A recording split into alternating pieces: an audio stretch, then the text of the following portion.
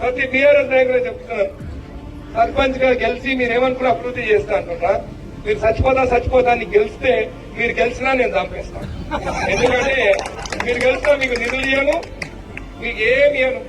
మీరు గెలిచినా మీకు నిధులు ఇయ్యను, మీకు ఏమి ఇయ్యను. ఇంద్రమ్మ ఇండ్లు నా ఇంద్రమ్మ కమిటీ వాళ్ళతో ఇస్తాను. తగ్గిన ఏమి ఇయ్యను, మీకు బిల్లు రావు. ఒక ఎమ్మెల్యే మాట్లాడుతున్నాడు, నేను ఇందిరమ్మ ఇల్లు ఇయ్యాను. నీ అయ్యా జాగిరా, నీ అత్త సొమ్మ? ఎవడి సొమ్ము, ఎవడి పైసలతో గడుపుతున్నావు నువ్వు? ఇందిరమ్మ ఇండ్లు అంటే అవి ప్రజల పైసలతోనే కడుతున్న ఇండ్లు తప్ప మీ ఇంటెనక పొలం అమ్మి కట్టేది కాదు. కాబట్టి బరాబర్ ఊళ్ళో పేదోళ్ళు ఎవరు, ఊళ్ళో తీర్మానం చేయాల్సింది మీరు సర్పంచులు. పేదవాళ్ళు ఎవరు, ఇల్లు లేని వాళ్ళు ఎవరు లిస్టు తయారు చేయాల్సింది మీరు. ఇందిరమ్మ కమిటీ మీద కూడా అవసరమైతే ఆజమాయిషీ చేసేది మీరు. కాబట్టి సర్పంచులు మీ హక్కులు తెలుసుకుంటే ఎవడన్నా ఎగురితే ఎమ్మెల్యేనో ఎంపీయో వాళ్ళ తాట తీసి లైన్లో పెట్టి నిజంగా న్యాయంగా పేదవాళ్ళు ఎవరైతే ఉన్నారో వాళ్ళకి ఇప్పించాల్సిన బాధ్యత మీరు తీసుకోవాలని చెప్పి నేను కోరుతా ఉన్నాను.